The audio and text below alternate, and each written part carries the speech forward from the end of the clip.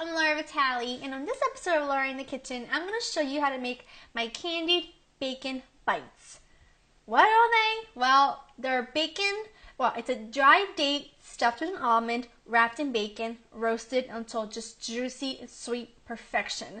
Why do I call it a candied bacon bite? Because the sweetness of the date just somehow makes the bacon taste so salty but so sweet like candy. They are seriously ridiculous, out of this world amazing. And I definitely could never have a party without them. And with New Year's Eve coming up, this is one of the staples I always have on my little cocktail buffet table. So I wanted to share it with you.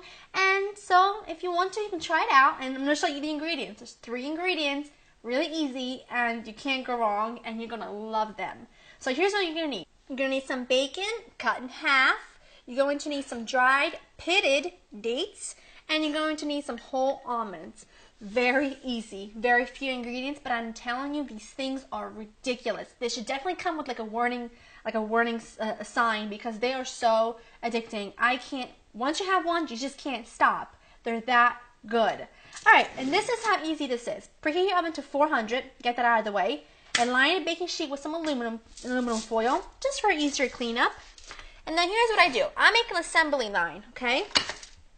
I take a date, pitted, stuff it with an almond, a whole almond, just like so. And I stuff them all, put them on a plate, and then I wrap them in the bacon. See?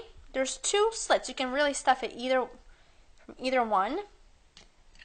And these are so good. I know I keep repeating myself over and over again, but it's because they are that amazing. Now, I did see these on a menu when I went to Savannah, and they were just as good because there are very few ingredients. However, they came with a dipping sauce, right? So normally, I love anything with a dipping sauce. It makes it just that much better.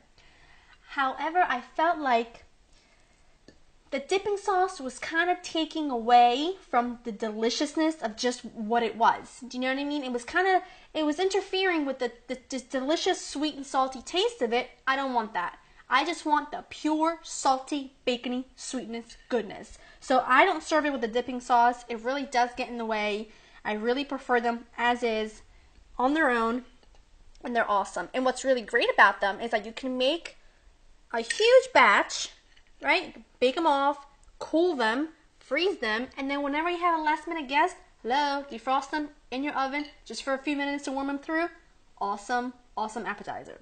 I'm just going to keep studying these with the dates, and then I'll show you guys how to wrap them with the bacon. So I got these done. Next step is to roll them in the bacon. Alright, here's we go. Start at one end, obviously. This is not rocket science. Just roll it. And then just put them on your baking sheet, seam side down. Just like that. It's easy as that. Once you taste these, I'm going to be expecting so many emails telling me how great these are, because they really are that awesome.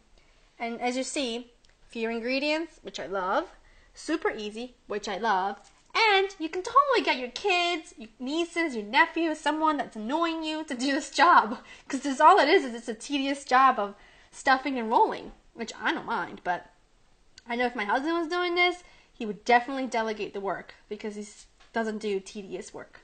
Just doesn't. Just keep rolling them. Last one.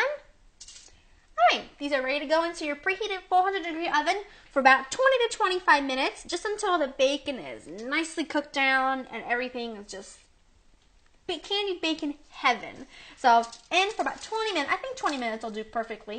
And then we'll bring them out, and then we're going to taste them together. Guys, I just took my little candied bacon bites out of the oven and let them cool for about a minute or so.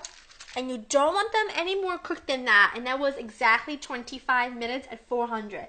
Because what's going to happen is, as they cool, the bacon hardens even more. If you cook these too much, by the time they cool, the bacon will be way overcooked, and it won't have that fabulous, like, salty, chewy, crispy consistency that we love. Now, I want to give you guys just a few tips as far as, like, cocktail parties go. Now, I love cocktail parties, okay? I love finger foods. I love just, like, little tiny plates with a few bites on them. I think it's great. But a lot of people think that you're going to have to spend the entire day making all these little different type of appetizers, and you really don't. So let me give you guys an idea of what I do. Now for New Year's Eve, what I usually do is I make 2 or 3 things, which one of them is my candied bacon bites, and then I make a bruschetta of some sort. This year I think I'm going to make a caramelized bruschetta with some brie on top, which is so delicious. And I'm going to make my little mini baklavas as like a little sweet ending. Those are the things I make. Then I go to the store and there's some things that I buy and assemble. Like I buy Italian meats and cheeses, and I do a nice little antipasto with some roasted peppers. Things that I can just buy, put them on a platter, and they look great. Some Italian breadsticks and like big long bees that just look beautiful, and you really have spent no time on it at all.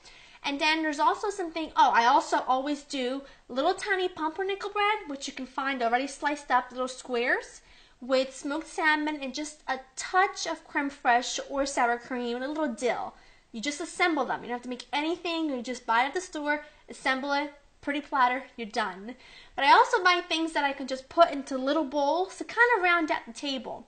Things like marinated cubed feta, marinated olives, big bowl of cherry tomatoes. I do some fruit, some clementines, some grapes. Just things to round out sort of the table to make it look more full. So just use these tips whenever you're planning your next cocktail party, and I'm sure that you will be the hostess with the mostest without even breaking a sweat. It just it always pays off. It's no fail, and it's just great. It's just what I do all the time. So I just want to make sure you guys have a little bit of a few tips to go on for the next time you plan your cocktail party. I'm just going to lay these out onto a pretty little platter, and that's about it.